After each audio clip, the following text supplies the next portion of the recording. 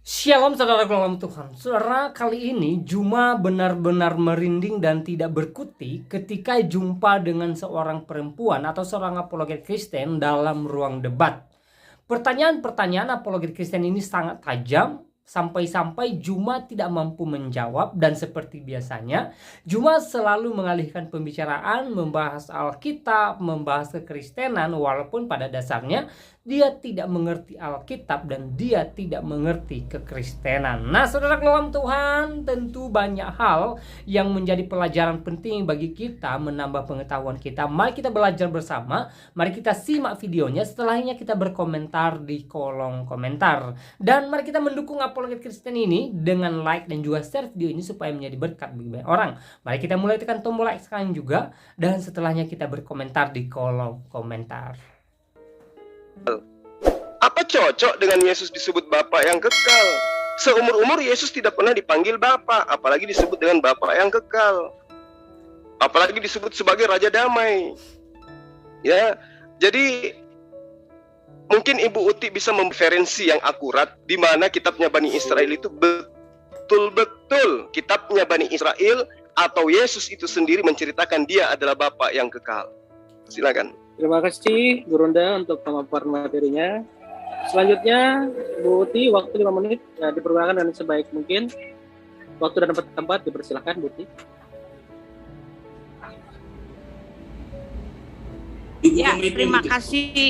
Terima kasih Pak Juma. Pak Juma tidak menjawab pertanyaan saya dan saya yakin memang nggak akan bisa pernah menjawabnya ya, karena saya mengatakan bahwa kitab Yesaya itu bukanlah kitab satu kata yang hanya diambil lalu berkutat-kutat di situ, tetapi kitab Yesaya itu harus dibaca keseluruhannya sebagai satu paket ya, di mana pesannya itu bisa tercapai dengan sempurna gitu ya.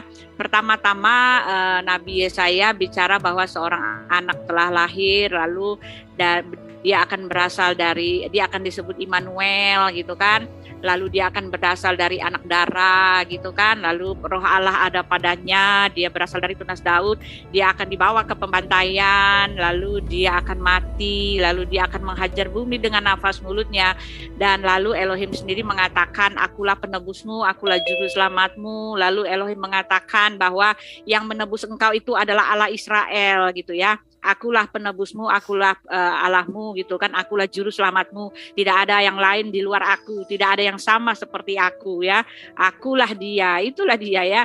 Jadi itu paketnya Pak, Bapak nggak bisa asal comot-comot sana, comot sini, lalu menyelewengkan ayat orang, diputar balik, diaduk-aduk, dikocok-kocok gitu kan. Pokoknya menyatakan Yesus bukan Tuhan, tetapi maaf ya, orang Yahudi juga tahu bahwa yang dimaksudkan itu adalah anak Allah. Cuma masalahnya orang Yahudi tidak mau menerima Yesus adalah penggenapan dari apa yang tertulis di dalam kitab Perjanjian Lama, yaitu kitab Yesaya ini. Sampai sekarang mereka masih menanti-nanti kedatangan anak Allah itu ya. Raja, yang dibilang raja di situ kan jelas dibilang pemerintahannya, kekuasaannya yang tak berkesudahan. Raja di bumi ini dia ada tenggang waktunya, dia memerintah paling lama 10 tahun. Paling lama 5 tahun, tetapi yang dimaksud raja yang tak berkesudahan itu dia adalah raja di atas segala raja. Satu kali nanti semua orang akan bertalkuk lutut di hadapannya dan menangis meratap-ratap meminta pengampunan darinya gitu kan. Karena dia adalah raja yang tak berkesudahan, itu maksudnya. Pemerintahan yang tak berkesudahan, Yesaya 9 itu, mari saya baca lagi ya. Di situ bukan raja yang raja dunia. Kalau yang tak berkesudahan itu ya dari kekal sampai kekal. Raja dunia mereka semua adalah raja yang ada periode waktunya gitu kan. Ini dia penasihat ajaib, raja yang kekal, penasihat Yesaya, sebentar saya ayat 10-nya ya, saya bacakan ya. Ya, dia udah kelamaan ya.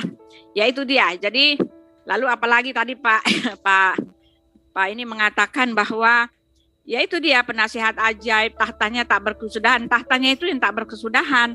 Lalu anak kandung dilarang, dia bukan penasihat ajaib. Maaf, Yesus adalah penasihat ajaib. Adapun ketika dia mengatakan ya orang mati menguburkan orang mati, itu justru nasihat yang betul-betul ya. Orang mati menguburkan orang mati artinya itu konteksnya pada saat itu adalah jangan pikirkan lagi hal-hal duniawi, yang mati biarlah mati, tetapi kamu ikutlah aku ya, ikutlah aku, prioritaskan ikutkan aku supaya kamu memperoleh hidup yang kekal. Itu konteksnya bahwa orang itu meminta hidup yang kekal. Lalu dia bilang, izinkanlah mau mengikut Yesus, izinkanlah aku. Tetapi Yesus mengatakan, ya biar orang mati, menguburkan orang mati, justru itu nasihat yang benar. Orang mati mau bilang apa, tetapi kalau mau mencari hidup yang kekal, prioritaskan Yesus. Itu maksudnya. Jadi yang dilakukan oleh Pak Juma hanyalah comot-comot ayat, menggabung-gabungkannya, mencocok-cocokkannya dengan pikirannya sendiri, melepaskannya itu dari konteksnya, lalu menyangkalnya itu sebagai satu pesan yang benar gitu ya. Yesus adalah raja di atas segala raja, terserah mau percaya atau tidak, mau terima atau tidak, mau diselewengkan atau tidak, dia adalah raja di atas segala raja. Karena Yesus mengatakan Bapa tidak menghakimi siapapun, tetapi telah menyerahkan penghukuman itu seluruhnya kepada anak ya. Yohanes 5 ayat 22. Seluruhnya penghakiman itu telah diserahkan kepada anak, kepada Yesus. Ada satu kali kelak orang akan meratap, menangis, memohon kepada dia, minta pengampunan dosa, tetapi waktunya telah selesai. Sama seperti Pak Juma nanti akan menangis-nangis. Lalu ketika Pak Juma mengatakan Eli, Eli lama sabachthani, di mana kuasanya Yesus, di mana kuatnya Yesus? Ini lain lagi ya. Jadi lain-lain konteksnya lagi ya. Ketika itu Yesus ada di kayu salib, memang pada saat itu dia memang datang untuk mati di kayu salib. Memang dia datang untuk menebus dosa, dan memang dia datang untuk menggenapi apa yang tercatat di dalam kitab Yesaya itu, bahwa dia akan dibantai seperti anak domba yang dibawa ke pembantaian. Di dalam Yesaya 53 jelas di situ dikatakan ya. Yesaya 53, dia akan dibantai seperti anak domba dibawa ke pembantaian. Ya, itu saja. Terima kasih. Terima kasih Bu Uti atas pemaparannya yang sangat jelas. Berikutnya, waktu 5 menit bisa digunakan dengan baik kepada guru dan semua. Waktu dan tempat kami persilakan.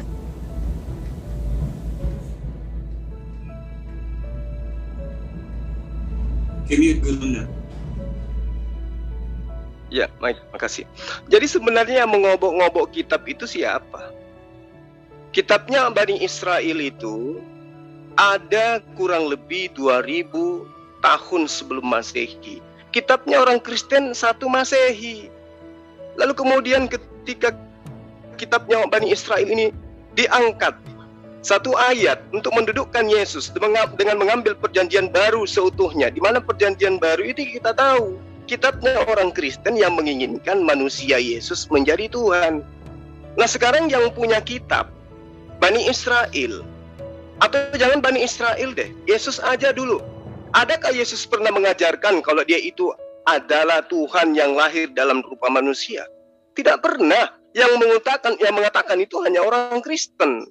Yesus tidak pernah mengajarkan itu, akulah raja, akulah Allah yang kekal, akulah raja damai. Yesus tidak pernah mengatakan itu. Kalaupun kemudian Ibu Uti mengatakan Yesus itu raja damai, dia seperti ini, seperti itu, ya itu kan Anda Kristen. Bagaimana dengan Yesus? Apakah sama ajarannya? Nah, kemudian ketika Anda tadi meminta siapa raja, siapa yang kemudian dinubuatkan dalam kitabnya Bani Israel, kita harus cari jawabannya. Apa yang diceritakan di Yesaya itu pasti ada di dalam kitabnya Yesaya itu sendiri. Bagaimana kemudian kita tahu bahwa pada tahun 700 sekian ya, sebelum Masehi ya, itu terjadi perang Syria yang bersekutu dengan Israel melawan Yehuda. Dari sini aja kita sudah bisa baca bagaimana kemudian Allah menjanjikan seorang penolong kepada Raja Ahaz pada masa itu. Bisa dilihat di dalam Yesaya 7 dan seterusnya. Di situ bagaimana kemudian adanya perang Syro-Efraim, peperangan yang kemudian disulut oleh keinginan orang Syria dan juga Israel menggalang sebuah koalisi dengan Yehuda guna menghadang meluaskan kekuatan negeri Asyur. Kita semua tahu cerita itu. Bani Israel ngerti, teman-teman praktisi Yudaism yang ada di Indonesia ini tahu cerita itu. Dan itu adalah perang yang kemudian ada campur tangan Tuhan. Bagaimana kemudian Tuhan memberikan penolong kepada mereka. Pemerintahan Yehuda adalah pemerintahan yang dipilih oleh Allah, sehingga Ahaz beserta rakyatnya yakin bahwa Allah akan menjaganya dari serangan Syria dan Israel. Nah, ini yang perlu dipahami. Makanya ketika kita berbicara mengenai cerita telah lahir, itu kita harus lihat di Yesaya itu sendiri. Jangan lari ke kitabnya Kristen. Kan teman Kristen itu mencomot kitab ayat-ayat dalam kitabnya Bani Israel untuk bagaimana kemudian dicocok-cocokkan sebagai penggenapan daripada nubuatan yang dikatakan kemudian nubuatan. Padahal telah lahir itu menceritakan bagaimana kemudian Allah ya memberikan sebuah pertolongan kepada Raja Ahaz pada kala itu. Jadi Ahaz mempunyai inisiatif untuk meminta bantuan kepada Asyur untuk menggagalkan serangan Syria dan Israel. Kemudian Allah memerintahkan Yesaya untuk menjumpai Ahaz. Untuk apa? Untuk memberi saran agar Ahaz tetap tenang dan tidak takut. Baca di dalam Yesaya 7 ya, antara ayat 3, ayat 4, ayat 5. Di situ jelas dikatakan, ya, teguhkan hatimu, tinggallah tenang, janganlah takut. Dan ini adalah sebuah cerita, bukan sebuah nubuatan. Di dalam ayat selanjutnya di Yesaya 7 itu dikatakan, maka beginilah firman Tuhan Allah, tidak akan sampai hal itu dan tidak akan terjadi. Artinya memang Allah menginginkan memberi bantuan kepada Ahaz agar supaya tidak dikalahkan oleh musuhnya kala itu, ya, Syria dan Israel kala itu. Ini adalah dalil dalam kitabnya Bani Israel. Jadi bukan lari ke Yesus. Yesus itu tidak nyambung ke sana, tidak ada sampainya ke situ, nggak sampai ke sana. Ini Yesaya 9 itu tidak nyampe ke situ. Ini cerita yang pernah terjadi. Maka kemudian anak yang lahir itu disebut Immanuel.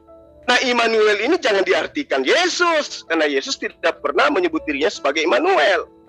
Tidak ada cerita Yesus itu adalah Immanuel, tidak ada. Itu cerita belakangan yang muncul kemudian bagaimana teman Kristen mau supaya Yesus itu menggenapi apa yang ada di dalam cerita-cerita yang ada di kitabnya Bani Israel. Maka dikatakanlah Yesus itu Immanuel. Padahal Yusuf Maria ketika melahirkan anak, dia tidak menyebut Immanuel, tapi disebutnya Yesus. Jadi nggak nyambung itu. Nanti Bapak Gereja lah yang kemudian mencocokkan bahwa Immanuel itu adalah Yesus. Demikian. Terima kasih Bang Zuma atas pemaparannya. Baik, selanjutnya waktu 5 menit bisa digunakan dengan sebaik mungkin kepada Ibu Uti. Waktu dan tempat kami persilakan. Buka mic-nya Ibu Uti. Ya, Pak Juma selalu bilang ini kitabnya orang Yahudi, kitabnya orang Yahudi. Sekarang saya mau tanya, kitabnya Bapak kitab orang apa sih, Pak? Kitab orang Arab kan, Pak? Kitab orang Arab gitu. Jadi Bapak nggak bisa menyalah-nyalakan kami ketika kami mempercayai kitab orang Yahudi. Seperti saya tidak pernah menyalah-nyalain Bapak ketika Bapak mempercayai kitabnya orang Arab gitu ya. Ya, karena justru jelas dikatakan di kitabnya Bapak bahwa Nabi Muhammad diperintahkan untuk menyembah Tuhan yang ada di Mekah sana, especially, typically ya, exclusively, it's for Arab gitu loh, untuk orang Arab, betul-betul untuk orang Arab ya. Jadi Bapak nggak bisa menyalah-nyalakan kami karena Bapak sendiri sama seperti itu ya, mempercayai kitab orang lain, kitab orang Arab ya. Nah, kalau kami mempercayai kitab Yahudi, apa salahnya gitu kan? Itu adalah iman kami dan kami mempercayai dan kami mengimankan Yesus dan Elohim itu sebagai Tuhan kami gitu loh. Bapak tidak bisa menjawab pertanyaan saya dengan jelas. Bapak mengatakan bahwa Ahaz itu dia menasehati waktu ada perang antara Aram Efraim yang melawan Ahaz itu, lalu Yesaya datang ke situ ya menasehati. Tetapi yang perlu Bapak cuma ketahui bahwa yang dinasehati itu bicara tentang nubuatan, Pak. Karena Bapak nggak bisa mengatakan kepada saya mana yang pada zaman itu ada seorang anak yang disebut Immanuel. Immanuel itu artinya Allah beserta kita. Yesus dengan berani mengatakan, dan ketahuilah aku menyertai kamu sampai akhir zaman. Immanuel itu artinya Allah beserta. Yesus selalu mengatakan kepada murid-muridnya, aku menyertai kamu sampai akhir zaman. Ya, Yesus itu adalah Allah yang beserta. Dia adalah Immanuel. Beserta apa? Sampai sekarang dia masih menyertai kami. Mana ada rasul yang berani mengatakan, aku menyertai kamu sampai akhir akhir zaman. Karena rasulnya Bapak sudah meninggal, rasul kami Yesus itu masih ada sampai sekarang. Oleh sebab itu dia disebut Allah yang beserta dengan kami. Dia ada pada kami. Banyak sekali bukti-bukti menyatakan bahwa banyak orang yang melihat, banyak orang yang bertemu Yesus, banyak orang yang jadi murtad karena bertemu dengan Yesus. Kenapa? Karena dia tetap beserta, ya kan? Itu artinya Immanuel gitu loh. Ya, bukan nama, tetapi itu adalah karyanya atau sifatnya atau perbuatannya yang menyertai kami. Yesus dengan gamblang mengatakan, aku menyertai kamu sampai akhir zaman gitu loh. Ya, lalu Bapak harus tunjukkan kepada saya kalau betul itu hanya diperuntukkan seorang anak yang lahir untuk Raja Raja Ahaz ya. Coba tunjukkan kepada saya yang roh Allah ada padanya ya. Yesaya 11 ayat 5 ya. Roh Allah ya, sebuahnya jelas di sini dikatakan, di sini Yesaya 11 ya. Ayat 5 coba saya bacakan ya. Nah, ini dia. Ayat 1 bukan 5. Ayat 1, nah ini dia. Ayat 1, suatu tunas akan keluar dari tunggul Isai. Ya, Isai itu kan keturunan Raja Daud ya. Dan taruk yang akan tumbuh dari pangkalnya akan berbuah. Roh Tuhan akan ada padanya. Roh hikmat dan pengertian, roh nasihat dan keperkasaan, roh pengenalan dan takut akan Tuhan. Ya, kesenangannya ialah takut akan Tuhan. Ia akan menghakimi ia tidak akan menghakimi dengan sekilas pandang saja atau menjatuhkan keputusan menurut kata orang, tetapi ia akan menghakimi orang-orang lemah dengan keadilan dan akan menjatuhkan keputusan terhadap orang-orang yang tertindas di negeri dengan kejujuran. Ia akan menghajar bumi dengan perkataannya seperti dengan tongkat, dan dengan nafas mulutnya ia akan membunuh orang fasik. Nah, ya, lalu Yesus di dalam Yohanes 14 jelas mengatakan roh Allah itu diam di dalam diri Yesus itu sendiri ya. Yesus itu roh Allah itu ada padanya sesuai dengan nubuat yang telah dinubuatkan ya kan. Nih dikatakan di sini ya. Tidak percayakah engkau bahwa aku di dalam Bapa dan Bapa di dalam aku? Apa yang aku katakan kepadamu tidak aku katakan dari diriku sendiri, tetapi Bapa yang diam di dalam aku dialah yang melakukan pekerjaannya. Elohim itu roh ya, jadi Bapa itu diam di dalam diri Yesus. Ini sudah digenapi ayat nubuatan Yesaya itu. Kalau Bapak mengatakan itu hanyalah untuk orang tertentu, mana buktinya anak itu dia akan dibawa ke pembantaian? Roh Allah ada padanya, dia akan disebut Immanuel, dia akan mati lalu hidup lagi dan menghajar bumi dengan nafas mulutnya. Nafas mulutnya dihajar loh bumi ini. Bagaimana mungkin orang bisa seperti itu kalau itu merujuk pada manusia biasa? Silakan. Terima kasih Bu Uti. Berikutnya Gunda Zuma, 5 menitnya mohon bisa dilakukan dengan sebaik mungkin. Waktu dan tempat kami persilahkan.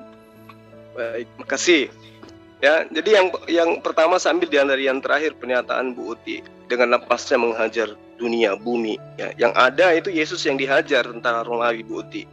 Jadi nggak nyambung kali dengan nubuatan ya dengan cerita yang ada di kitabnya Bani Israel. Kemudian Anda mengatakan kitab Anda adalah kitabnya orang Arab. Oke.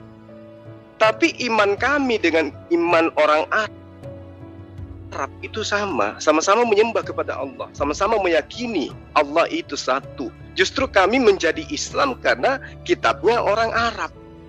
Nah sekarang Anda menjadi Kristen, apakah yang punya kitab Bani Israel itu juga Kristen? Tidak, sampai hari ini mereka tegak menyembah hanya kepada Allah yang mereka sebut dengan sebutan Hasem. Itu yang pertama. Kemudian kaitannya dengan Immanuel.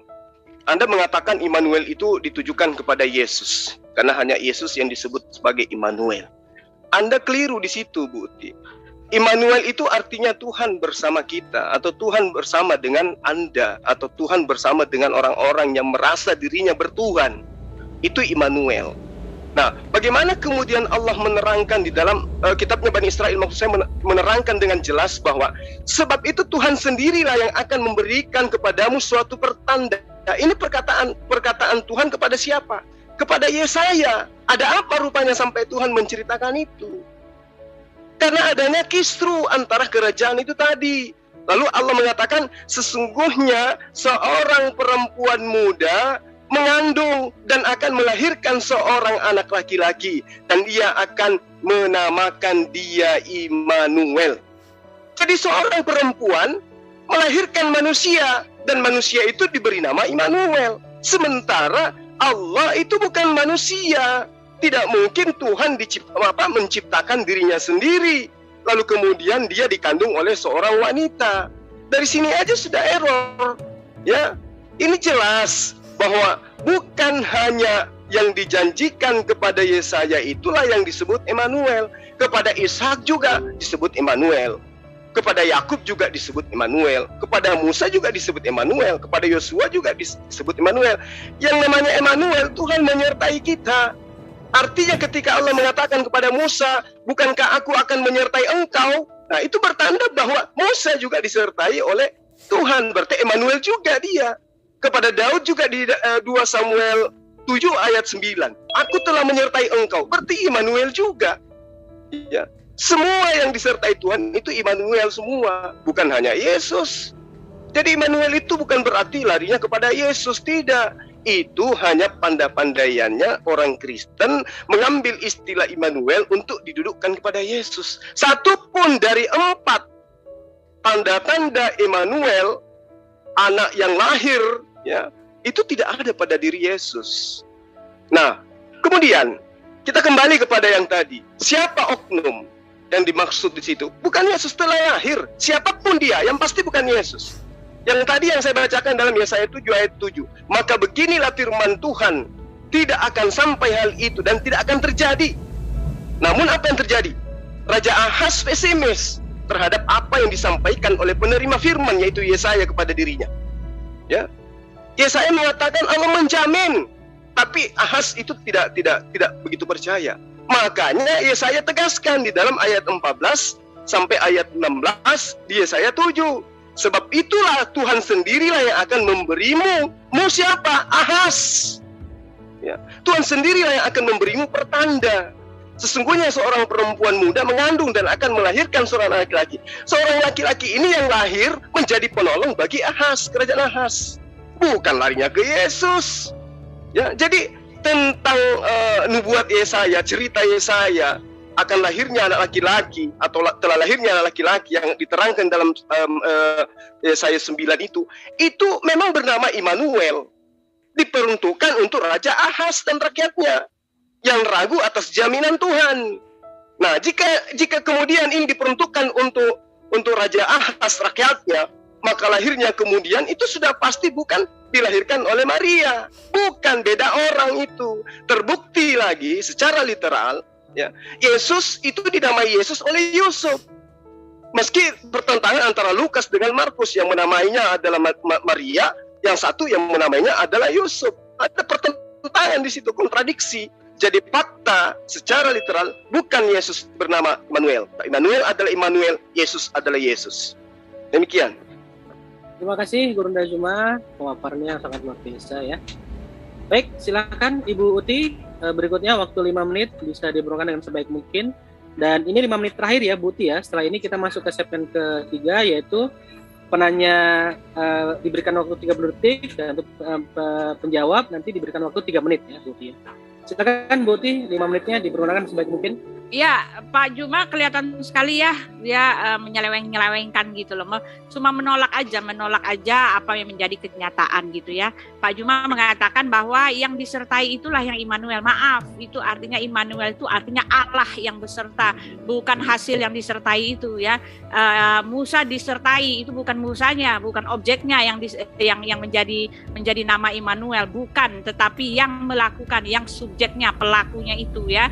Jadi jangan diseleweng-selewengkan Pak, itu artinya Allah yang berserta. Tidak pernah Allah Subhanahu wa Ta'ala mengatakan aku menyertai engkau sampai akhir zaman. Oh, tidak pernah ya. Tetapi satu-satunya yang pernah berkata aku menyertai kamu sampai akhir zaman adalah Yesus. Karena dia adalah subjeknya, pelakunya, dialah yang menyertai. Immanuel itu artinya Allah yang beserta, bukan hasil yang disertakan itu, bukan objeknya, tetapi dialah subjek itu, penyerta itu. Ya, dialah yang melakukan penyertaan. Jadi jangan dibalik-balik membalik-balik, Pak. Tidak boleh membalik-balik, Pak. Walaupun kelihatannya kecil ya, tetapi ini besar maknanya, Pak ya. Jadi Musa itu bukan Immanuel, karena Musa itu dia disertai. Yang menyertai dia itu siapa? Ya Elohim. Elohim itulah yang Immanuel gitu loh. Lalu Yesus satu-satunya mengatakan aku menyertai kamu sampai akhir zaman gitu loh. Ya, jadi itu salah Bapak ya, Bapak salah mengasih info ya, sama sengaja disepleset-plesetkan atau gimana saya tidak tahu ya. Lalu di dalam Yesaya Bapak mengatakan bahwa itu jelas itu ya, itu seorang anak, seorang darah itu jelas untuk Raja Ahaz seperti tadi ya, untuk Raja Ahaz. Maaf Pak, Bapak tidak bisa menjawab pertanyaan saya ya. Sudah dikatakan itu satu paket ya di dalam Yesaya 9, Yesaya 11, Yesaya 7, Yesaya 53, Yesaya 41 ya. Yesaya 41 jelas menyatakan ya. Ini kita baca di sini Yesaya 41 dia mengatakan bahwa dia adalah penebus kita ya. Yesaya 63 justru lebih besar lagi dia mengatakan ya di dalam saya baca dulu ya Yesaya 41 ayat 14 saya kasih dulu sebentar. Ya, ini jelas ini dikatakan di situ. Sebentar saya buka dulu. Yesaya 41 ya ayat 14. Hai, janganlah takut hai si cacing Yakub, hai si ulat Israel, akulah yang menolong engkau, demikianlah firman Tuhan, dan yang menebus engkau ialah yang Maha Kudus Allah Israel ya. Penebus itu siapa? Hanya Yesus satu-satunya seorang penebus. Dialah penebus itu. Yang menebus engkau, Yesuslah yang menebus kami dari segala dosa-dosa. Yesuslah yang menebus orang Israel itu dari segala dosa. Yang menebus itu siapa? Dikatakan yang Maha Kudus Allah Israel. Telah dikonfirmasikan dengan sangat-sangat luar biasa.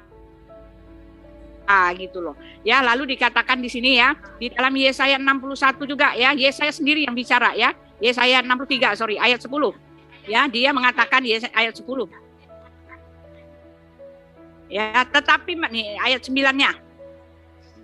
Dalam segala kesesakan mereka bukan seorang duta atau utusan, melainkan ia sendirilah yang menyelamatkan mereka. Dialah yang menebus mereka dalam kasih-Nya dan belas kasihan-Nya. Ia mengangkat dan menggendong mereka selama zaman dahulu kala. Jelas dikonfirmasikan jauh sebelum Yesus datang ke bumi. Dia mengatakan bahwa dia atau Elohim itu akan menebus umatnya dengan dirinya sendiri ya. Ada konfirmasinya, ada pengesahannya, ada ayatnya, ada dalilnya, ada buktinya. Kalau Pak Juma nggak mau terima itu urusan sendiri ya, sesat sendiri itu kan. Nah, di dalam Yesaya 43 jelas mengatakan ya, saya bacakan lagi di sini. Aku akan sebab akulah Tuhan Allahmu yang Maha Kudus, Allah Israel, juru selamatmu. Aku menebus engkau dengan Mesir dan memberikan Ethiopia dan Sheba sebagai gantimu. Oleh karena engkau berharga di mataku dan mulia, dan aku ini mengasihi engkau, maka aku memberikan manusia sebagai gantimu, ya, dan bangsa-bangsa sebagai ganti nyawamu. Sudah jelas dia mengatakan bahwa dia akan memberikan manusia Yesus Kristus sebagai ganti nyawa kami ya, penebusan. Dia telah memberikan hadiah juga sebelumnya kepada bangsa Israel yang waktu itu. Memberikan Ethiopia dan Sheba sebagai gantinya. Setelah itu dia mengatakan, aku akan memberikan manusia sebagai gantimu. Udah ada Pak pengesahan ya bahwa dia akan mati menebus kami sebagai manusia. Terima kasih. Terima kasih Bu Uti atas pemaparannya. Sekarang kita masuk ke segmen ketiga ya. Tolong Dai di setting dulu waktunya 30 detik sama 3 menit Dai. 30 detik Dai, 30 detik. Itu 30 menit. 30 detik, kemudian 3 menit untuk menjawab. Ya, saya boleh tanya. Bentar, Bu, tahan dulu. Satu lagi, Dai, 3 menit. Ditambahin, add another time. Ya, 3 menit. Oke, baik. Dari pihak siapa dulu nih? Muslim dulu? Gurunda? Saya belum sempat bertanya, Pak. Saya dulu, Pak, ya. Sebentar, Bu Ti. Tadi yang mulai Gurunda. Nah. Oke, silakan. Sekarang giliran Buti ya. Buti 30 detiknya bisa dipergunakan dengan sebaik mungkin. Ya, terima kasih. Pak Juma, saya sudah menceritakan ya betapa ajaibnya ya karya Tuhan itu ya. Dia sudah datang menjadi penebus dan juru selamat. Dia sudah mengkonfirmasikan dirinya bahwa dialah penebus dan juru selamat itu. Ya, karena dia menyelamatkan umatnya. Sekarang pertanyaan saya, apa sih perbuatan Allah Subhanahu wa Ta'ala yang besar untuk menyelamatkan umatnya? Apa yang pernah dia lakukan untuk menyelamatkan Pak Juma? Itu saja. Oke, baik. Sudah cukup, Buti? Buti? Oke. Oke, silakan Gurunda. Waktu 3 menit bisa dipergunakan sebaik mungkin. Baik. Jadi pertanyaannya Bu Uti, apa yang kemudian Allah Subhanahu wa Ta'ala berikan sebagai karya penyelamatan bagi umat manusia? Kalau di dalam Islam, Bu Uti, konsep keselamatan itu adalah diutusnya Rasulullah Muhammad Sallallahu Alaihi Wasallam. Ya, diterangkan di dalam Al-Quran, apabila engkau ingin mendapatkan pengampunan dari Allah, maka ikutlah kepadaku. Itulah cara Allah menyelamatkan manusia. Kul in kuntum tuhibbunallah fattabi'uni yuhibbukumullah wa yaghfir lakum dzunubakum wallahu ghafurur rahim. Jadi seluruh nabi yang diutus oleh Allah sebagai juru selamat kepada umatnya itu senantiasa mengajarkan apa? Mengajarkan supaya ikut kepada nabi tersebut. Bukan hanya kepada Rasulullah Muhammad SAW. Samanya Abraham yang ikut kepada Abraham diselamatkan. Samanya Musa yang ikut kepada Musa diselamatkan. Samanya Yesus yang ikut kepada Yesus diselamatkan. Samanya Rasulullah Muhammad SAW yang ikut kepadanya diselamatkan. Nah sekarang pertanyaannya, siapa yang mengikut kepada Nabi Yesus? Islam atau Kristen? Itu penting untuk diketahui. Kalau Kristen kan penyembah Yesus, bukan pengikutnya Yesus. Yesus itu adalah praktisi Yudaism. Dia taat kepada apa yang ada Tuhan sampaikan kepada Musa. Dia tidak hilangkan, dia laksanakan, dia jalankan sepenuhnya. Berbeda dengan Kristen. Jadi dalam ajaran agama Islam, Allah menyelamatkan manusia dengan cara mengutus para nabi, memberikan tuntunan kepada manusia melalui wahyunya yang diterima oleh para nabi. Allah menyatakan, hai Nabi, sampaikan kepada kaummu untuk mengenal diriku, untuk tunduk sujud kepadaku, untuk tidak menduakan aku. Seperti itulah cara Allah menyelamatkan. Memberikan manusia ujian, memberikan manusia cobaan. Siapa yang menjalankan perintah, maka dia yang taat, maka dia yang selamat. Siapa yang ingkar terhadap perintah, maka dia tidak selamat. Dianggap dia adalah kufur, ingkar, menutup diri atas perintah Tuhan. Jadi keselamatan di dalam Islam itu jelas. Mengikuti Rasulullah Muhammad SAW. Mengikuti Rasulullah Muhammad SAW berarti melaksanakan perintah Tuhan, menjauhi larangan Tuhan. Itulah yang ada dalam agama Islam. Maka berlaku aturan, Anda bekerja dapat upah, Anda tidak bekerja tidak dapat upah. Seperti itu. Ya, jadi simpel sekali, ajaran dalam Islam itu sama semua sama ajaran nabi-nabi. Apa Tuhan akan membalas setiap perbuatan sesuai dengan perbuatan manusia. Itu, ya. Jadi Islam mengajarkan keselamatan seperti yang diajarkan oleh para nabi terdahulu. Bukan penebusan manusia dibunuh di tiang salib. Baik, terima kasih Gurunda atas pemaparannya. Berikutnya Gurunda, waktu 30 menit untuk 30 detik untuk bertanya. Dipersilakan. Baik, saya kembali kepada tema. Yesus adalah praktisi Yudaism. Dia mengajarkan kitab Yesaya. Kedatangannya mengembalikan Bani Israel kembali kepada hukum Taurat, pada hukumnya Nabi Musa, pada kitabnya Nabi Musa, pada pengajaran-pengajaran Nabi Israel. Kalau Kristen sekarang muncul kemudian mengajarkan Yesus itu adalah Tuhan yang menggenapi apa yang ada dalam kitabnya Bani Israel, yang seharusnya mengajarkan itu adalah Yesus. Adakah Yesus mengajarkan kalau dirinya adalah Immanuel? Silakan. Baik, terima kasih. Bisa ditangkap, Bu Uti, pertanyaannya? Bu Uti? Ya. Maaf, Baik.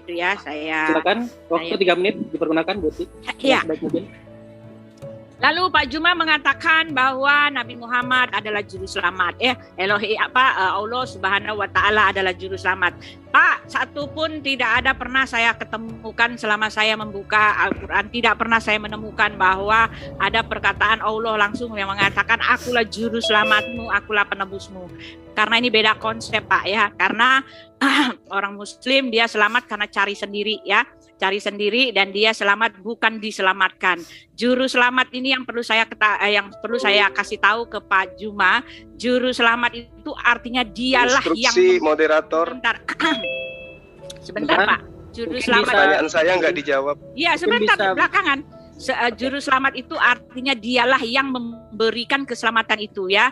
Alkitab mengatakan tidak ada keselamatan di bawah kolong langit ini, ya, yang olehnya kita beroleh keselamatan, dan keselamatan tidak ada di dalam nama siapapun juga selain daripada Dia yang olehnya kita memperoleh keselamatan, yaitu Yesus Kristus. Itu artinya juru selamat, Dialah yang memberi selamat. Juru makan Dia yang memberi makan, juru mudi Dia yang mengudi, juru minum Dia yang memberi minum, juru selamat Dialah pemberi juru selamat, Dia yang pemberi selamat, bukannya pengajar selamat, penunjuk jalan selamat, bukan, Pak, ya. Salah, Bapak salah ngerti konsep. Nah, pertanyaan Bapak yang mau saya kasih tahu, adakah Yesus itu menunjukkan bahwa Dia Immanuel? Sudah saya kasih tahu, Immanuel itu artinya Allah yang berserta, Tuhan yang berkarya, yang menyertai umatnya. Yesus satu-satunya yang mengatakan, aku menyertai kamu sampai akhir zaman. Kenapa Yesus berani menjamin bahwa Dia menyertai umatnya itu sampai akhir zaman? Karena Dia hidup sampai sekarang, karena dia hidup sampai sekarang, dan Dia naik ke sorga, dan Dia satu-satunya nyawanya atau jasadnya yang tidak ada di kolong bumi ini, gitu loh. Dia itu kekal, ya, Dia berasal dari yang kekal, dari kekal sampai kekal. Oleh sebab itu Dia satu-satunya, ya, yang memberikan jaminan bahwa Dia akan menyertai umatnya sampai akhir zaman. Lalu Bapak mengatakan para praktisi, ya, Yesus mengajarkan Yudaism, Yesus mengajarkan menyembah Elohim. Maaf, ya, Yesus tidak mengajarkan menyembah Elohim. Yesus menyebut bahwa dirinya anak Allah. Barang siapa yang percaya kepada anak Allah itu tidak akan binasa, melainkan beroleh hidup yang kekal. Dialah pemberi hidup yang kekal itu. Yesus mengatakan di dalam Dia, di luar Dia tidak ada keselamatan. Itu artinya bukan Dia menyuruh kami menyembah yang lain, tetapi kami diminta untuk percaya, menerima, menyembah, berbakti kepada Dia, karena Dialah satu-satunya pokok keselamatan itu. Dan aku memberikan hidup yang kekal, Yohanes 10 ayat 28. Dialah pemberi hidup yang kekal itu, Dialah Tuhan itu. Mana mungkin Dia bilang kamu harus menyembah yang sana, karena pokok keselamatan itu adalah Dia sendiri, Pak. Terima kasih. Baik, terima kasih Bu Uti. Mungkin untuk berikutnya pertanyaannya bisa dijawab terlebih dahulu, Bu Uti. Oh iya. Lalu pemaparan berikutnya, gitu ya. Iya. Baik, 30 detik waktu bertanya, Bu Uti. Ya, pertanyaan saya masih yang sama, ya. Pak Juma dari awal sampai akhir belum bisa menjawab pertanyaan saya. Ya, kalau memang Allah Subhanahu wa taala itu adalah Elohim, ya, karena sesuai dengan pengakuan atau klaim dari pihak Muslim bahwa Allah adalah Elohim. Kapan dan di mana Elohim, kapan dan di mana ada tercatat di dalam Al-Qur'an bahwa Allah itulah yang membawa bangsa itu keluar dari tanah Mesir, lalu Dia akan menyertai bangsanya, ya, bangsa Arab atau bangsa umat Muslim itu sampai akhir zaman, ya, karena Immanuel itu artinya Allah beserta, ya. Oke, baik, Bu Uti. Ya, di mana ayatnya yang mengatakan Dia beserta dengan umatnya, itu aja intinya. Oke, baik. Terima kasih, Bu Uti. Silakan Bunda Zuma, waktu 3 menit dipergunakan dengan sebaik mungkin. Baik. Jadi pertanyaan Bu Uti, Allah yang kami sembah, Tuhan yang kami sembah itu telah menyatakan diri sebagai pencipta alam semesta. Jadi Dia tidak lagi mengklaim dirinya seperti yang Ibu inginkan, gitu. Bahwa mana pernyataannya kalau Dia yang menyelamatkan Bani Israel dan seterusnya. Yang umat Islam pahami adalah Tuhan itu cuma satu, dan Dialah Allah. Dialah Allah yang menciptakan segala sesuatunya. Dialah Allah yang telah menurunkan para nabi. Dialah Allah yang menjadi saksi, yang maha hidup, apapun yang terjadi pada manusia. Jadi kami tidak pernah ragu itu. Wallahu anzala minas sama ya ma'afa ahya bihil ard ba'da mautiha. Inna fi dzalika laayatan liqaumin yasma'un. Jadi Allah yang kami sembah itu adalah Allah yang telah mewahyukan segala firman kepada para nabi. Ya, Anda mau percaya mau tidak, itulah iman kami. Maka dari itulah kemudian kenapa Yesus itu duduk sebagai utusan. Yang mengutusnya siapa? Tuhan kami. Yang mengutus Yesus itu siapa? Allah yang maha suci lagi maha tinggi. Anda mau beriman silakan, Anda tidak beriman tidak ada paksaan. Itulah yang kami imani. Allah yang maha penyelamat manusia. Bagaimana cara Allah menyelamatkan manusia? Dengan cara memberikan hukum-hukum. Hukum yang diberikan Allah kepada manusia sesuai dengan zamannya, sesuai dengan kemampuannya. Ketika Allah berkarya kepada Hatam Nabiyyin, Nabi terakhir, dia menyempurnakan semua syariatnya, semua hukum-hukumnya. Karena memang dari nabi-nabi sebelumnya diberikan aturan main. Tetapi tidak semuanya, karena belum sanggup manusia untuk menjalankan semuanya. Tapi ketika Rasulullah Muhammad SAW itu diutus, dialah yang menyempurnakan segala apa yang menjadi syariat Tuhan, perintah Tuhan. Makanya dikatakan, Qul in kuntum tuhibbunallah fattabi'uni yuhibbukumullah wa yaghfir lakum dzunubakum wallahu ghafurur rahim. Itu jelas. Dulu pada masa Musa ikut sama Musa, selamat.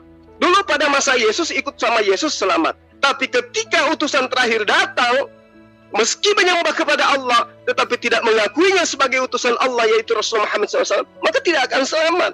Karena konsepnya jelas, Musa diutus oleh Tuhan. Percaya Musa, percaya Tuhannya Musa. Yesus diutus oleh Tuhan. Percaya Yesus, harus percaya kepada Tuhan yang mengutus Yesus. Percaya kepada Tuhan, harus juga percaya kepada utusannya, yaitu Rasulullah Muhammad SAW. Maka untuk selamat, pada masa Musa, harus ikut Musa. Pada masa Yesus harus ikut Yesus. Pada masa Rasulullah Muhammad SAW harus ikut kepada Rasulullah Muhammad SAW. Tujuannya menyembah kepada Tuhan, la ilaha illallah. Itu konsep para nabi, tidak ada yang lain. Baik, terima kasih Gurunda Zuma untuk penjelasannya. Silakan Gurunda Zuma, 30 detik dipergunakan untuk bertanya. Ya, jadi kembali ke pertanyaan saya tadi. Yesuslah yang berhak menyatakan dirinya adalah Raja Perkasa, Allah yang abadi, Raja Damai, dan seterusnya. Tunjuk dalil di mana Yesus menerangkan bahwa dirinya adalah Immanuel. Akulah, ya, akulah Tuhan Allah, akulah Raja Damai, akulah Bapa yang kekal itu. Tunjuk dalilnya. Saya tidak menginginkan dari gereja, saya menginginkan dari Yesus. Karena Yesus itulah juru selamat yang Anda agung-agungkan. Silakan. Ya. Baik, terima kasih Gurunda. Silakan Bu Uti, bisa lebih fokus dulu ke pertanyaan Bu ya, baru untuk pemaparan lainnya. Ya, dalil ya, minta dalil ya. Dalil apa? Immanuel ya. Dalil Immanuel Matius 1 ya. Ini pernyataan dari malaikat sendiri kalau nggak salah nih ya. Matius 1 sebentar ya. Ketika dia lahir sudah dikonfirmasikan oleh malaikat. Sebentar, aduh saya buka dulu ya. Saya nggak bisa nge-share di sini, jadi saya buka di situ saya ya. Matius, sebentar Pak. Matius 1 ayat 21. Matius 1 ayat 21. Ya, saya bacakan ya. Ia akan melahirkan seorang anak laki-laki dan engkau akan menamakan dia Yesus, karena dialah yang akan menyelamatkan umatnya dari dosa mereka. Ya, ini perkataan siapa? Perkataan Gabriel, ya, malaikat, ya.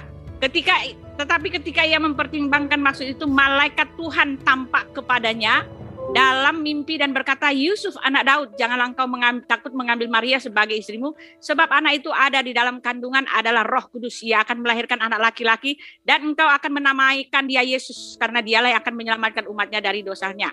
Hal itu terjadi supaya genaplah yang difirmankan Tuhan oleh Nabi. Sesungguhnya anak darah itu akan mengandung dan melahirkan seorang anak laki-laki, dan mereka akan menamakan dia Immanuel, yang berarti Allah menyertai kita. Nah, sekarang perkataan Yesus sendiri ketika dia mengatakan, aku menyertai kamu sampai akhir zaman, ya. Ini perkataan Yesus sendiri. Ini jadi Immanuel itu bukan nama orang, Pak. ini karya Allah ya, pekerjaan Allah yang melakukan tindakan. Ya, ini dia. Matius 1 ayat 23, sesungguhnya anak darah itu akan mengandung dan melahirkan seorang anak laki-laki dan mereka akan menamakan dia Immanuel yang berarti Allah menyertai kita ya. Lalu apalagi menyertai, tetapi bentar saya cari lagi ya. Dan aku menyertai kamu sampai akhir zaman. Itu kan di Markus 2:9 ya. Dan ketahuilah aku menyertai kamu sampai akhir zaman ya. Karena itu pergilah, jadikanlah semua bangsa muridku ya. Dan baptiskanlah mereka dalam nama Bapa dan Anak dan Roh Kudus. Dan ketahuilah aku menyertai kamu sampai akhir zaman. Itu Markus 28 itu ya kalau nggak salah. Ntar saya lihat lagi ya, saya keluarin. Nah lalu sekarang saya mau bertanya sama Pak ini. Ya Pak siapa? Pak Zuma. Sebentar Bu, sudah cukup penjelasannya? Ya udah. Oh, pertanyaan ada lagi ya? Ya, oke. Baik. Terima kasih Bu ya. Oh ya, tadi satu lagi pertanyaan apa lagi sih? Pernyataan Yesus ya, dia mengaku apa tadi? Betul. Sebenarnya penegasan Guru Zuma itu di mana pengakuan Yesus yang menyatakan bahwa akulah Immanuel, Raja yang perkasa dan Raja yang abadi. Ya itu dia. Aku menyertai kamu sampai akhir zaman. Satu-satunya yang berani mengatakan aku menyertai, itu maknanya besar sekali loh. Menyertai itu sampai akhir zaman, dia itu kekal, Raja yang kekal, Bapa yang kekal, Raja damai, itu dia. Satu paket dengan pernyataan dari Nabi Yesaya ya. Seorang anak telah lahir, seorang putra telah diberikan bagi kita dan lambang pemerintahan ada di atas bahunya dan namanya disebutkan orang Bapa yang kekal ya, penasihat ajaib, Bapa yang kekal, Raja damai. Dialah Bapa yang kekal itu karena dia menyertai umatnya sampai pada akhir zaman gitu loh. Oke, karena dia adalah kekal, berasal dari kekekalan. Baik, terima kasih. Terima kasih. Walaupun belum bisa secara eksplisit ya, dari atas pengakuan Yesus sendiri. Baik, Buti, berikutnya 30 detik untuk waktu bertanya pada Guru Zuma. Ya, saya mau bertanya sama Guru Zuma. Tadi kata Guru Zuma mengatakan bahwa tadi mengutus semua ini tadi saya mau kasih ayat tadi, maaf. Tadi saya mau kasih ayat bahwa nih ya, Nabi, Bapak mengatakan bahwa Allah mengirim nabi-nabi ya. Allah nabi-nabi Israel itu adalah nabinya juga ya. Tetapi di dalam Al-Anbiya 21 ayat 7, kami tiada mengutus rasul-rasul sebelum kamu. Nah, nggak ada ya, di sini kontradiksi kalau gitu, pernyataan dari Pak Zuma kontradiksi. Kami tiada mengutus rasul-rasul sebelum kamu atau Muhammad, melainkan beberapa orang laki-laki yang kami beri wahyu kepada mereka. Oke, baik Bu. Ya.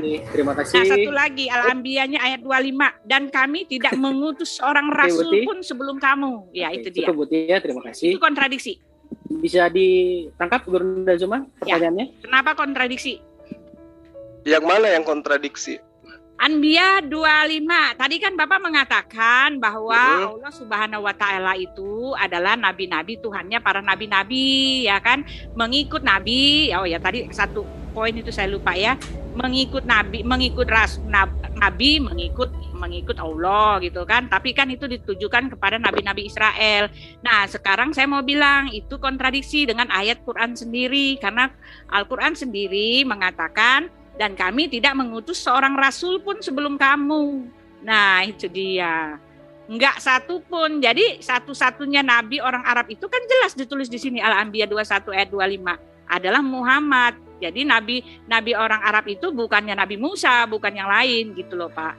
Ya, jawab saya kalau saya salah. Tapi ini yang saya baca gitu loh. Dan kami tidak mengutus seorang rasul pun sebelum kamu, melainkan kami wahyukan kepadanya. Nah, kepadanya siapa? Ya, satu rasulnya itu kan, bahwasanya tidak ada Tuhan melainkan aku, maka sembahlah olehmu sekalian akan aku. Ya. Jadi nabi Arab itu cuma ini. Jadi itu kontradiksi, Pak, pertanyaannya. Oke, baik. Ya, baik. Bapak terangkan saja gitu. Baik. Silakan Guru Zuma. Terima kasih Bu Ti atas pertanyaannya ya. Jadi gini, ketika Ibu Uti mencoba untuk mengartikan ya, apa yang kemudian tertuang di dalam surah Al-Anbiya ayat 25 ya kalau nggak salah. Wa ma arsalna min qablika mir rasulin illa. Nah, tuh ada kata illa di situ. Jadi ayat ini jelas menerangkan bahwa kami tidak mengutus seorang rasul pun sebelum engkau. Ya. Ka di sini merujuk kepada Rasulullah Muhammad SAW.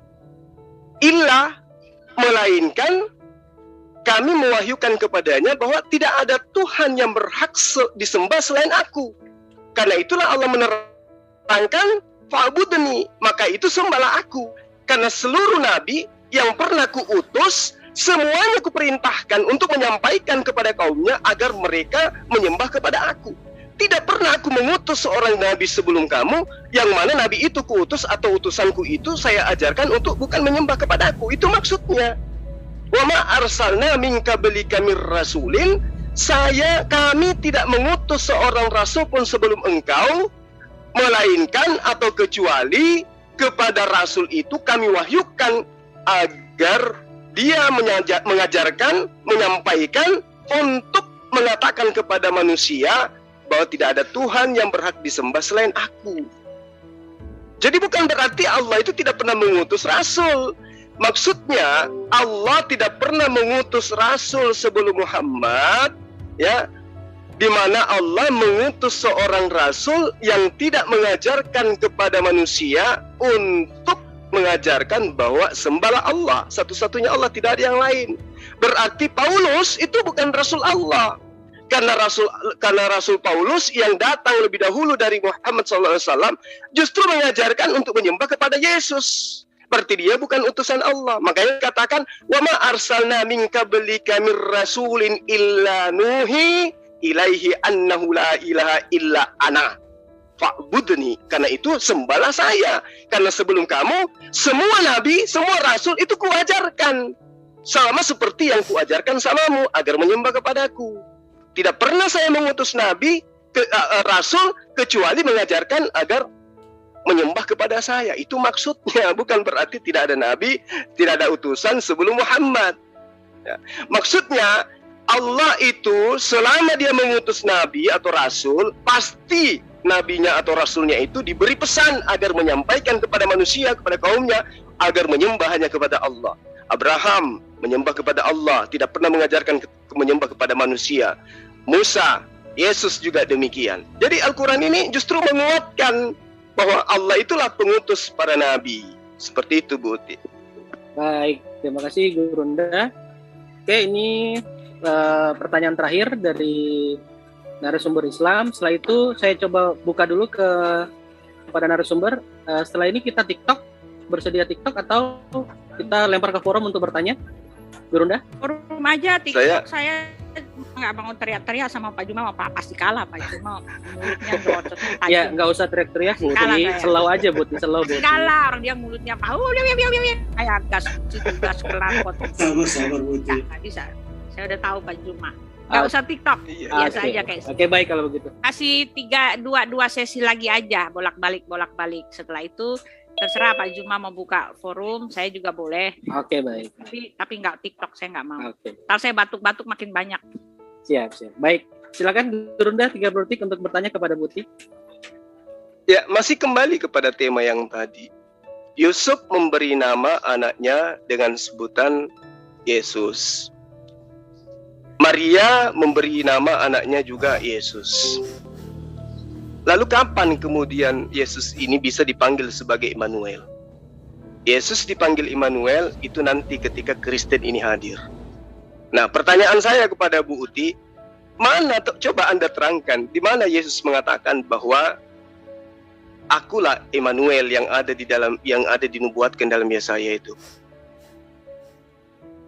Silakan. Baik, terima kasih Gurunda atas waktunya. Jadi penakarannya gitu Buti ya, di mana Yesus sendiri menerangkan bahwa akulah Sang Immanuel itu, gitu ya, Sang Raja Damai. Silakan Bu. Ya, jadi ini artinya sebentar. Jadi ini artinya Pak Juma nggak mudeng gitu loh, kurang konsentrasi atau lemah. Kalau orang bilang lemah konsentrasi, ya. Saya mengatakan Immanuel itu bukan nama, tetapi pekerjaan atau karya Allah, ya. Artinya Allah yang beserta. Itu bukan nama, Pak. Itu bukan nama orang. Jadi kalau misalnya dia akan dikasih nama Muhammad, nah bukan seperti itu, ya. Jadi Bapak kalau mau nanya mana penyataan Yesus sendiri dia mengaku namanya Immanuel, ya nggak ada, ya. Karena arti Immanuel itu artinya Allah yang beserta, Tuhan, ya. Tuhan yang beserta. Lalu Yesus sudah menyatakan, aku menyertai kamu sampai akhir zaman. Itu loh, dengan jelas dia mengatakan. Jadi kalau Bapak memaksakan, kalau itu adalah nama, ya paksa aja sendiri. Nggak akan Bapak dapatkan pemaksaan Bapak itu, karena Bapak sendiri yang salah meminta gitu ya, salah ngerti. Ya, itu bukan nama, tetapi itu artinya Allah yang menyertai ya. Itu bukan nama Bejo, itu bukan nama Joko, itu bukan nama Tuginem, bukan Pak, bukan begitu ya. Jadi permintaan Bapak itu nggak nyambung, nggak kena sasaran, dan nggak betul gitu ya. Lalu saya juga nggak akan pernah mau jawab. Ya sudah, pokoknya kalau masih bahas itu artinya Bapak menunjukkan Bapak kurang ilmu gitu ya. Lalu apalagi tadi pertanyaannya. Nah sekarang Bapak mengatakan bahwa Rasul mengatakan barang siapa mengikut perintahku, mengikuti perintah Allah gitu kan. Lalu Musa mengatakan bahwa mengikuti beriman kepadaku artinya beriman kepada Allah. Maaf Pak, di tempat kami nabi-nabi tidak pernah mengklaim dirinya bahwa kamu harus beriman kepadaku. Barang siapa beriman kepadaku, dia beriman kepada Allah. Enggak ada Pak, Nabi Israel tidak pernah berani mengambil posisi yang seperti itu Pak. Ya, itu fatal buat nabi-nabi Pak. Percaya kepadaku, percaya kepada Tuhan. Tidak Pak. Kecuali Yesus sendiri ya. Yesus berani mengatakan barang siapa telah melihat aku, dia telah melihat Bapa. Ya, barang siapa menuruti firmanku, dia menuruti perintah Bapa. Kenapa? Itu kenapa Yesus lakukan? Karena Yesus mengatakan aku dan Bapa adalah satu. Itu Pak, itu kuncinya ya. Jadi ketika Bapak mengatakan, Musa mengatakan barang siapa beriman kepadaku, beriman kepada Allah. Oh enggak Pak, itu bukan sejajar Pak. Iman nabi itu hanyalah sebagai utusan, sebagai hamba ya, tidak bisa disejajarkan Pak. Ya, ketika ada nabi yang mengatakan barang siapa mengikut percaya kepadaku, percaya kepada Tuhan gitu, kepada Allah gitu. Itu mensejajarkan diri Pak. Ya, itu mensejajarkan diri. Jadi nggak boleh kalau di tempat kami. Jadi Bapak salah ketika Bapak mengatakan Musa mengatakan beriman kepadaku, beriman kepada Allah. Enggak ada Pak. Semua nabi-nabi mereka menarik diri. Bahkan di Alkitab kami, nabi-nabi itu mereka bahkan tidak memperkenalkan dirinya. Ya, rasul-rasul pun begitu. Ya, ketika mereka menulis surat, bahkan mereka tidak menulis namanya.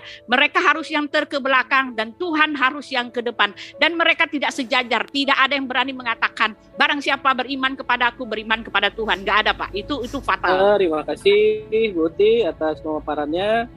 Baik, selanjutnya kita masuk ke segmen ketiga untuk sesi tanya jawab ya. Silakan untuk Ivan Pila, audiens Zoom yang mau bertanya bisa resen ya. Ini saya berikan kesempatan terlebih dahulu, Bang Andi. Oh iya, saya yang boleh tanya ya. Silakan. Ya keduanya ini pertanyaan pendek aja. Ini pertanyaan klasik sebenarnya belum pernah terjawab. Ini Yesus terus jadi sasaran. Bukan cuma minta manang pernyataan Yesus, berarti menjawab pernyataan malaikat. Saya mau nanya nih. Sebenarnya yang menciptakan alam semesta ini, yang berkuasa sekarang ini siapa sih? Yesus atau bukan? Ya, saya jawab. Sekali lagi saya ulang. Sebenarnya yang berkuasa, yang menciptakan alam semesta ini, yang mengatur kehidupan manusia, Yesus atau Bapa? Atau Roh Kudus? Atau semuanya? Ya, boleh dijawab di antara keduanya. Bang Juma dan Ibu Uti, silakan. Ya Bang Juma ya nggak bisa jawab lah. Dia aja masih nanya-nanya sama saya. Dia nggak tahu apa-apa. Apa Juma? Ya sama Silakan, saya lah ya. Buti. Karena kami mengenal Allah Tritunggal ya. Ketika saya mengatakan yang menciptakan langit bumi itu adalah Yesus, ya itu berarti juga Allah juga. Yang menciptakan Allah itu ya berarti termasuk di dalamnya juga Yesus. Ada Roh Kudus di situ. Itu saja. Jadi kalau untuk bicara tentang Allah Tritunggal ya nanti saya kasih tahu dulu ya. Tetapi saya mau jawab Pak Juma tadi belum terakhir ya. Di mana kenyataan bahwa Yesus adalah Tuhan itu banyak sekali Pak ya. Banyak sekali Pak ya. Yang memberikan hidup yang kekal itu adalah Yesus gitu loh. Ya. Jadi di dalam Lukas 6 ayat 5 ya, Yesus itu adalah Tuhan di atas hari Sabat. Di dalam Matius 15 ayat 41 bahwa dia akan menyuruh, dia akan datang ya. Yesus itu yang anak manusia itu akan datang menyuruh malaikat-malaikatnya ya untuk mengumpulkan manusia pilihannya itu dari keempat penjuru bumi ya. Budi nggak jawab pertanyaanku Lah iya, kalau kamu yang saya mengatakan kalau mana yang menciptakan langit dan bumi ya Yesus. Yesus. Karena Yesus itu adalah firman nih di dalam Kolose. Nih mari saya bacakan ya. Jadi bukan Bapa ya, Bu ya? Jadi bukan Allah Yesus Bapa, itu adalah Bapa. Makanya kamu nggak bisa pisah-pisahin. Pertanyaannya jangan memframing. Jangan mengarahkan pertanyaan sesuai dengan yang kamu mau. Ya, ikuti kami punya konteks ya. Sama seperti ketika kamu nanya, mana pengakuan Yesus dia mengaku Tuhan? Loh, itu kan konsepnya kalian. Jadi jangan konsep kalian disama-samakan dengan kami. Tuhan kita beda. Ya, Tuhannya Pak Juma itu yang bertauhid. Tuhan kami itu Allah Tritunggal. Mau diterima atau enggak, itulah dia kenyataannya. Orang Yahudi pun mengenal konsep anak Allah. Kenal. Mesias mereka tahu gitu loh. Mereka hanya menolak bahwa Yesus itu adalah penggenapannya. Itu saja. Baik, banyak lagi yang jawab pertanyaanku. Ya, jadi pertanyaannya harus sesuai dengan konsep kami. Apakah Yesus itu pencipta langit dan bumi? Dia juga adalah Allah juga. Gitu harusnya pertanyaannya. Set, diajarin bertanya biar mudah dijawab gitu. Banyak lagi dia jawab pertanyaanku. Ya karena pertanyaanmu nggak nyampe, nggak ngerti gitu. Kalau mau bertanya minimal ngerti dikit lah gitu daripada aku lebih sama sekali. Orang aku lebih ngerti daripada situ. Orang aku kenal Yesus kok. Pret. Cuma dijawab. Pertanyaannya Bang. Itu Bang. Tadi sih pertanyaannya dibuka sama yang lain aja deh. Udah selesai nih kitab ya Pak Juma ya. Yang menciptakan alam semesta ini sebenarnya Allah. Apakah Allah, apakah Yesus, apa Roh Kudus, apa tiga-tiganya? Menurut Ibu Uti tiga-tiganya katanya. Itu doang sih Bang Juma. Ya kalau Anda tanya kepada saya, jelas yang menciptakan alam semesta ini beserta Yesus ya Allah. Allah yang menciptakan semuanya yang ada di atas muka bumi ini. Ya, itulah esensi yang disembah juga oleh Yesus. Karena ketika Yesus datang ke muka bumi, dia menyembah, dia berdoa. Kepada siapa berdoa? Kepada dirinya? Mustahil. Itu Yesus masih waras kok, nggak mungkin dia berdoa kepada dirinya. Lalu kemudian sudah sangat jelas ya bahwa di dalam Al-Quran Allahu la ilaha illa huwal hayyul qayyum. Tidak ada Tuhan, hanya Allah. Ya, tidak ada selain Dia yang hidup kekal, terus menerus mengurus alam semesta. Dia tidak tertidur, dia tidak mengantuk. Kepunyaannya di langit dan di bumi. Siapa dia? Dialah esensi pencipta alam semesta yang Yesus tempati berdoa. Yesus berdoa, berarti ada oknum yang ditempati untuk beribadah. Dan lagian di dalam Kisah Para Rasul 3 ayat 13 yang saya terangkan tadi, Yesus di situ disebut sebagai hamba. Inilah hambaku Yesus. Nah, itu Al-Quran. Dan itu adalah kitabnya teman Kristen tadi, ya Kisah Para Rasul 3 ayat 13. Sekarang bagaimana dengan kitabnya Bani Israel? 2 Raja-Raja 19 ayat 19, Yeremia 10 ayat 10, Zakaria 14 ayat 9, Yesaya 34 ayat 16. Kitabnya Yesus, ajarannya Yesus menurut teman Kristen, Yohanes 17 ayat 3. Apa di situ diterangkan? Allah itu satu-satunya esensi pencipta. Tidak ada yang lain.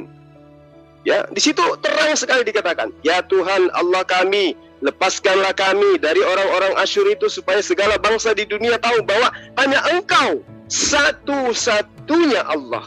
Yesus juga mengajarkan itu. Engkaulah satu-satunya Allah. Jadi kalau misalnya dikatakan sama Bu Uti menyertai ya sampai ke akhir zaman, apanya yang menyertai? Ajarannya itu benar. Ajarannya yang menyertai betul itu. Sampai hari ini umat Islam masih melanjutkan ajaran Yesus. Apa itu? Satu-satunya Allah. Tidak ada yang lain. Dan Yesus adalah utusan Allah.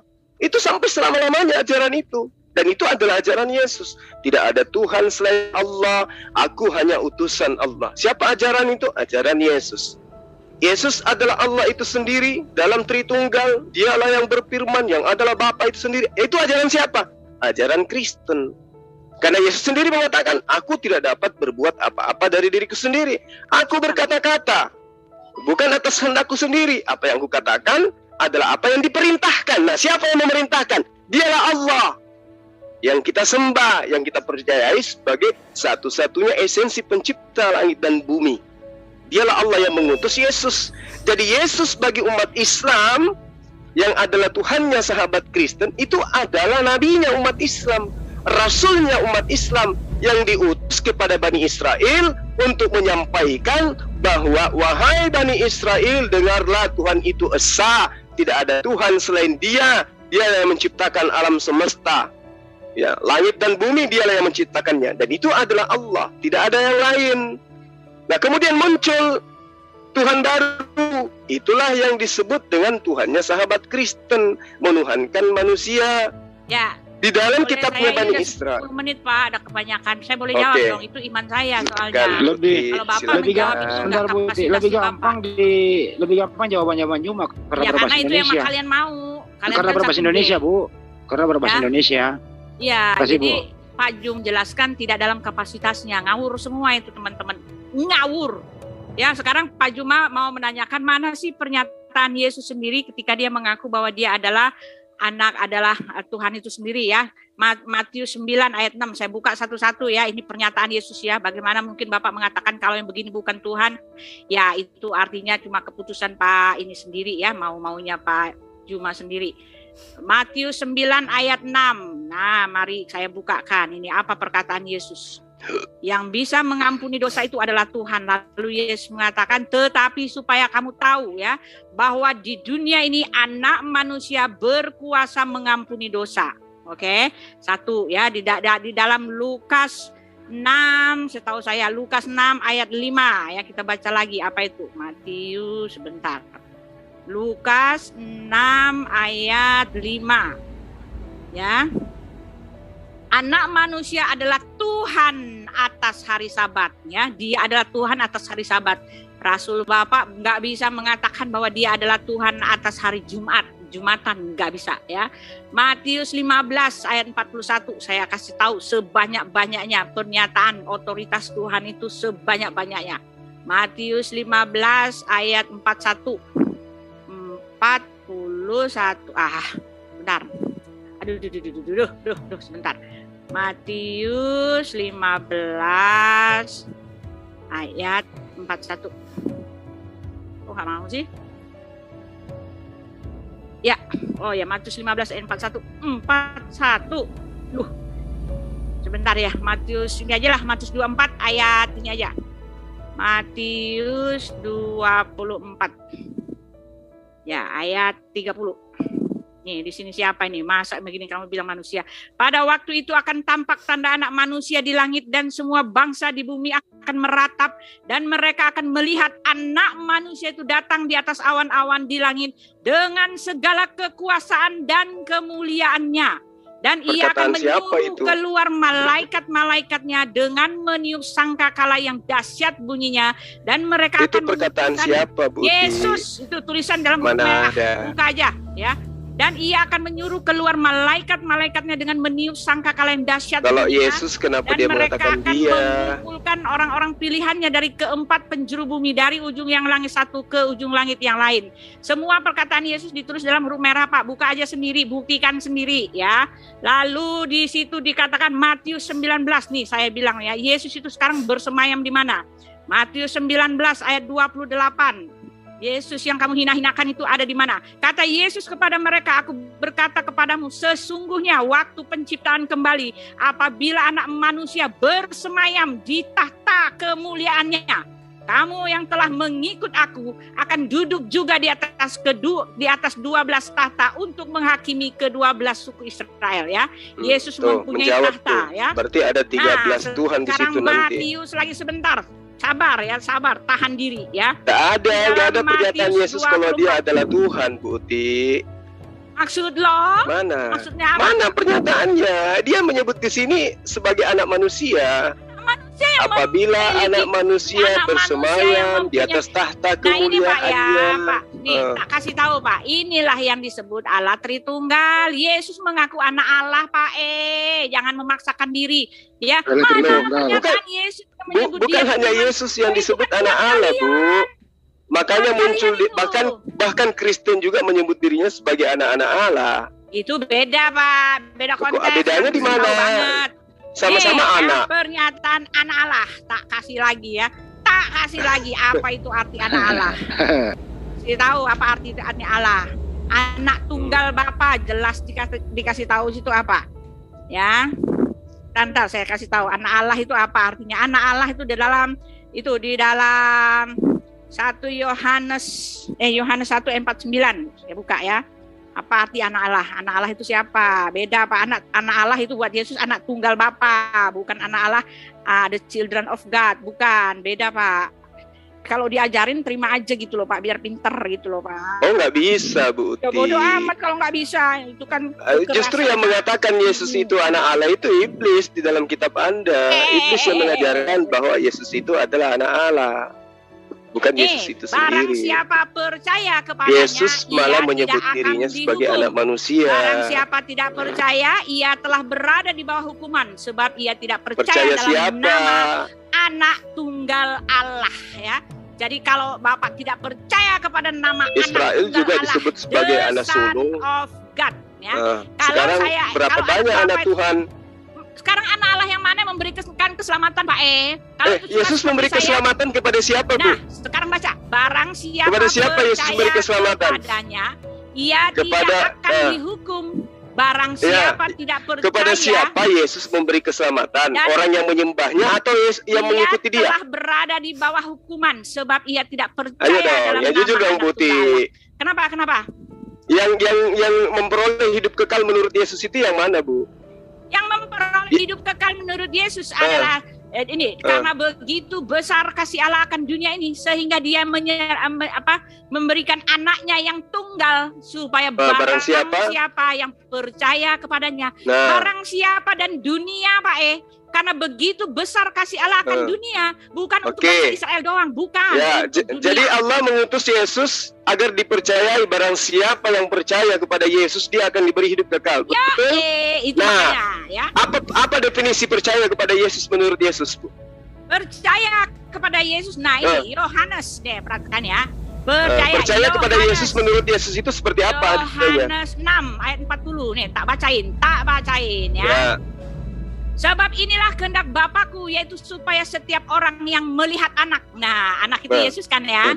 Dan yang percaya kepadanya beroleh hidup yang kekal. Iya, saya tahu.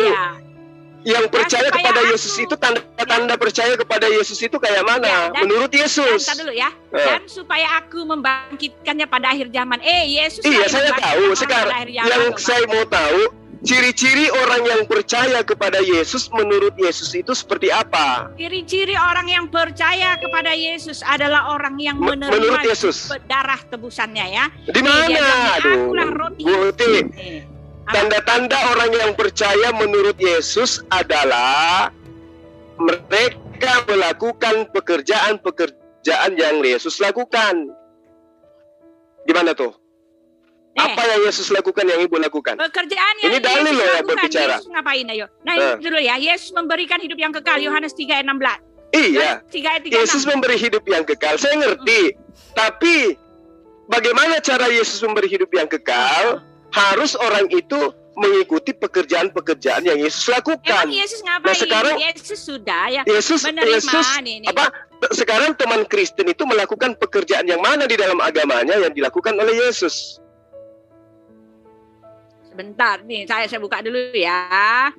Yohanes ini, barang siapa minum darahku, makan daging. Kok minum darah? Pekerjaan yang dilakukan oleh Yesus, Bapak tahu nggak ya? Yesus minum darah. Ya. Yesus Bapak minum tahu darah. nggak? Ya, Yesus pekerjaan yang Yesus lakukan adalah apa nih? Coba Bapak. Sekarang Bapak kasih tahu saya apa maksud Bapak pekerjaan yang Yesus lakukan. Yesus mengatakan, aku memberikan hidup kekal kepada orang yang percaya kepadaku. Nah, sesungguhnya barang siapa yang percaya kepadaku, maka ia akan melakukan juga pekerjaan-pekerjaan yang aku lakukan. Iya. Nah, sekarang saya mau kasih tahu. Sekarang saya mau kasih tahu ya, pengajaran Yesus ya. Kasihilah sesamamu manusia seperti dirimu. Oh, tunggu dulu. Ini masalah pekerjaan. Iya, itu ini masalah pekerjaan Yesus. Nah, sekarang pekerjaan Yesus yang dilakukan pada saat dia ada di Bani Israel itu pekerjaan yang mana yang kemudian Kristen lakukan? Ini ya, pekerjaan ya. Ya, di dalam nih pekerjaan-pekerjaan yang telah semua pekerjaan yang mereka lakukan, ketika Yesus memulai pekerjaannya, ia berumur kira-kira 30 tahun dan menurut anggapan orang ia adalah anak Yusuf, anak Eli ya.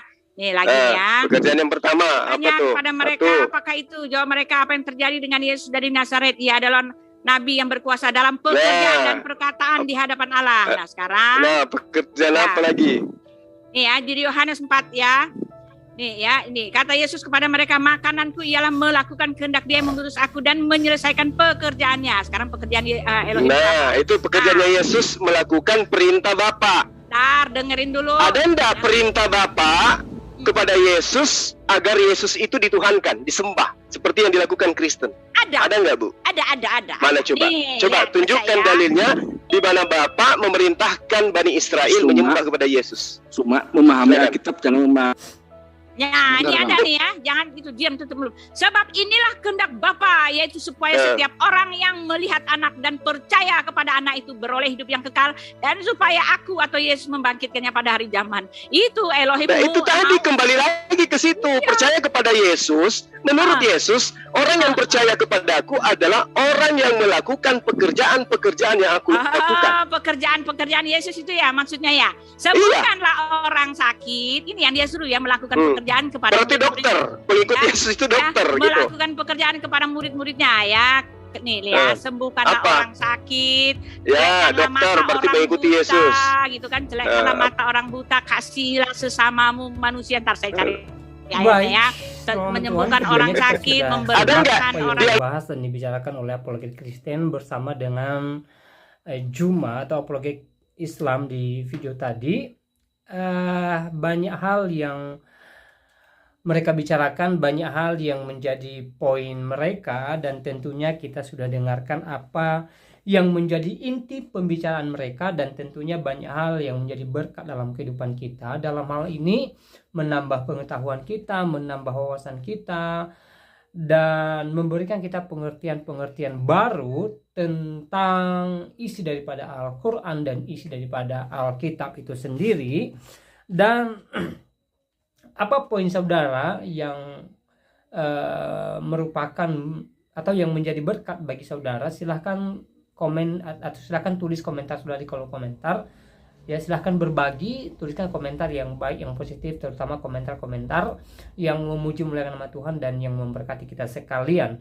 Nah, saudara dalam Tuhan, di video tadi kita bisa dengarkan bagaimana Juma berargumentasi dengan seorang apologet Kristen yang sangat cerdas, ya, menguasai jalannya perdebatan, ya, menguasai Alkitab dan juga cukup paham tentang isi daripada Al-Quran, sehingga saudara dalam Tuhan kita bisa lihat bagaimana Juma sepertinya tidak mampu menyaingi apologet Kristen ini dalam ruang debat. Nah, saudara dalam Tuhan, ada beberapa pertanyaan yang disampaikan oleh apologet Kristen ini yang kemudian tidak mampu dijawab oleh Juma, dan seperti biasanya dan seperti sebelum-sebelumnya juga, Juma langsung mengalihkan pembicaraan, membahas daripada isi Alkitab, walaupun pada dasarnya dia tidak mengerti Alkitab, dia tidak paham tentang Alkitab, ya, dia tidak bisa menafsirkan Alkitab dengan baik. Tetapi Juma